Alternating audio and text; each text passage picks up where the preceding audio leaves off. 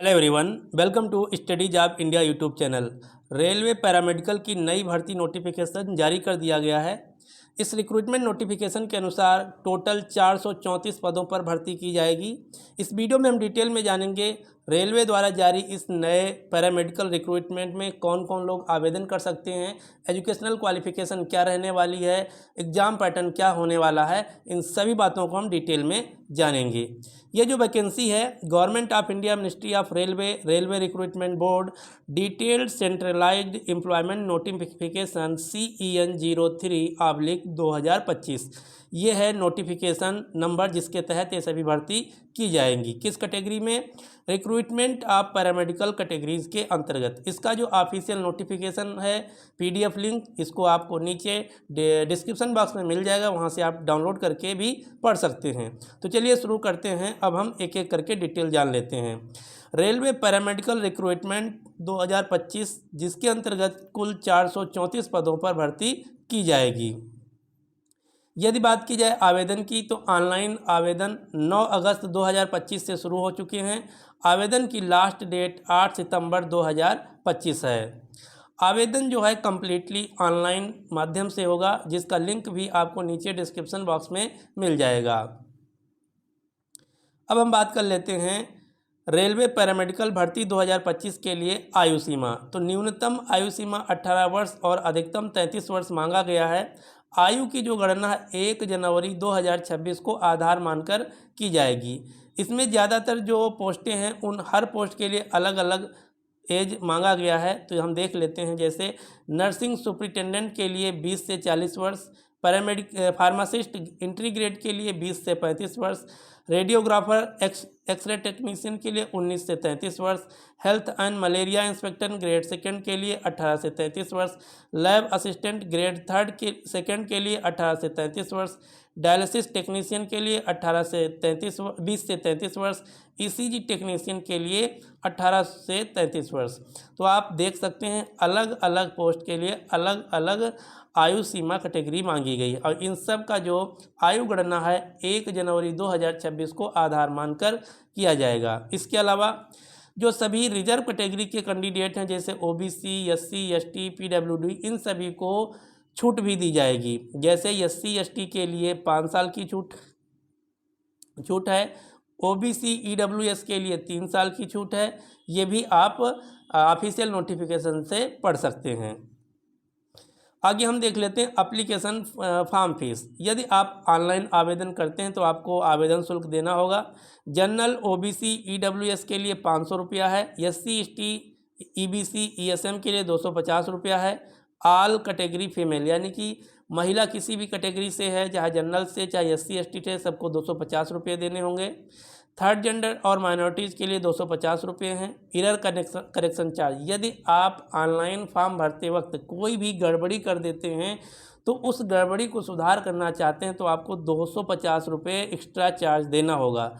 तो जब भी आप ऑनलाइन आवेदन फॉर्म भरें, ध्यानपूर्वक सभी जानकारी को सही भरें, ताकि आपका एक्स्ट्रा 250 रुपया ना लगे। लेकिन यहाँ पर रिफंड पॉलिसी भी है। यदि आप जनरल OBC से आते हैं और CBT परीक्षा में भाग लेते हैं तो CBT परीक्षा के बाद आपका 400 रुपया रिफंड कर दिया जाएगा आपके बैंक अकाउंट में। यदि आप SC ST कैटेगरी से और महिला कैटेगरी से आते हैं तो अगर CBT एग्ज़ाम में अपीयर होते हैं तो उसके बाद आपका 250 रुपया रिफंड कर दिया जाएगा।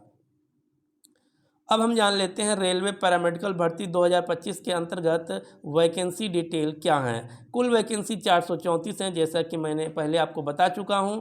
अलग अलग पोस्ट के लिए इस प्रकार से हैं, जैसे नर्सिंग सुपरिटेंडेंट के लिए 272 पोस्ट हैं, फार्मासिस्ट इंट्री ग्रेड की 105 पोस्ट हैं, रेडियोग्राफर एक्सरे टेक्नीशियन की 4 पोस्ट हैं, health and malaria inspector grade second की 33 पोस्ट हैं, लैब असिस्टेंट ग्रेड सेकंड की 12 पोस्ट हैं, डायलिसिस टेक्नीशियन की 4 पोस्ट हैं, ECG टेक्नीशियन की 4 पोस्ट हैं। कुल मिलाकर 434 पदों पर भर्ती की जाएगी। तो एक बार नज़र डाल लेते हैं कि किस पोस्ट के लिए कितनी वैकेंसी। आप इसका स्क्रीनशॉट भी ले सकते हैं। अब हम बात कर लेते हैं सबसे महत्वपूर्ण सेक्शन की, एजुकेशनल क्वालिफिकेशन की। तो इसमें अलग अलग पोस्ट के लिए अलग अलग एजुकेशनल क्वालिफिकेशन मांगा गया है। जैसे नर्सिंग सुपरिटेंडेंट के लिए आपके पास जीएनएम या बीएससी नर्सिंग होना चाहिए।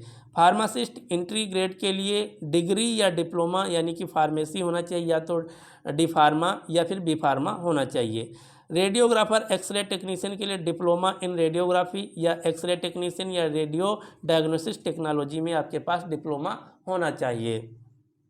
इसी प्रकार से health and malaria inspector grade second के लिए BSc with chemistry 1 year diploma in health and sanitary inspector होना चाहिए। लैब असिस्टेंट ग्रेड सेकंड के लिए diploma in medical lab technology यानी कि DMLT जिसे बोलते हैं, इसके इक्विवेलेंट आपके पास डिग्री या डिप्लोमा होना चाहिए। डायलिसिस टेक्नीशियन के लिए BSc in diploma in haemolysis में होना चाहिए। ECG टेक्नीशियन के लिए कक्षा 12 पास होना चाहिए या graduation in science having certificate diploma degree in ECG laboratory technology cardiography technician cardiology technique or related degree. ये है कट पोस्ट वाइज अलग अलग एजुकेशनल क्वालिफिकेशन। आप इसका भी एक बार में स्क्रीनशॉट ले सकते हैं। अब हम जान लेते हैं सिलेक्शन प्रोसीजर की। क्या सिलेक्शन कैसे होगा, किस बेसिस पे होगा, आपकी नौकरी कैसे लगेगी। तो इसके लिए सबसे पहले आपको कंप्यूटर बेस्ड CBT टेस्ट देना होगा, उसके बाद डॉक्यूमेंट वेरिफिकेशन होगा, फिर medical examination. Computer based CBT test का एग्ज़ाम पैटर्न क्या रहने वाला है, तो इसमें 4 सेक्शन पूछे जाएंगे। प्रोफेशनल एबिलिटी, जो कि आप अपने डिग्री या डिप्लोमा में पढ़ाई किए हैं उसके 70 क्वेश्चन होंगे 70 मार्क्स के। जनरल अवेयरनेस यानी कि GK GS के 10 क्वेश्चन होंगे। मैथ और रीजनिंग के 10 क्वेश्चन होंगे। जनरल साइंस यानी कि सामान्य विज्ञान के 10 क्वेश्चन होंगे। टोटल 100 क्वेश्चन होंगे और 100 मार्क्स के होंगे। टाइमिंग होगा आपका 2 आवर, 2 घंटे का आपका परीक्षा समय होगा। यहाँ पर जो CBT ड्यूरेशन है 2 घंटे। CBT duration for single stage CBT will be 90 minute, यानी कि कुछ जो वैकेंसी उनके लिए सिंगल स्टेज है। There will be negative marking, इस परीक्षा में आपकी नेगेटिव मार्किंग भी होती है। यदि आप एक क्वेश्चन गलत कर देते हैं तो आपका 1/3 यानी कि लगभग 0.33 मार्क्स काट दिया जाएगा। इसके अलावा मिनिमम क्वालिफिकेशन क्या रखा गया है पासिंग मार्क्स के लिए, तो यदि आप अनरिजर्व यानी कि जनरल OBC और EWC आते हैं तो आपको मिनिमम 40% मार्क्स लाना होगा। OBC SC कैटेगरी के लिए आपको मिनिमम 30% मार्क्स लाना होगा। ST के लिए 25% मार्क्स लाना होगा। यानी कि यदि आप जनरल से आते हैं तो आपको मार्क्स 40 से ज़्यादा होना चाहिए, OBC के लिए 30 से ज़्यादा होना चाहिए और ST के लिए भी 25 से ज़्यादा होना चाहिए। यह है एग्ज़ाम पैटर्न।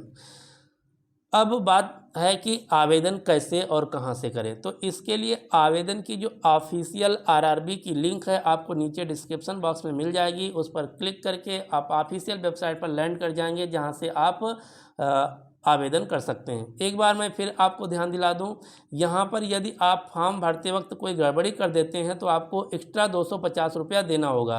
तो यदि आप एक्स्ट्रा 250 रुपया देने से बचना चाहते हैं या नहीं चाहते हैं देना, तो मैं फिर यही कहूँगा ध्यान से फॉर्म भरिए, सारी डिटेल एक एक करके पढ़ के भरिए, कोई जल्दी नहीं है, 1 या 2 दिन में आराम से भर सकते हैं। तो ये था ओवरऑल डिटेल जो कि रेलवे पैरामेडिकल नई भर्ती के अंतर्गत जारी की गई हैं। वीडियो कैसा लगा आप हमें कमेंट बॉक्स में बता सकते हैं और अपने ज़रूरतमंद साथियों के साथ इस वीडियो को शेयर भी कर सकते हैं।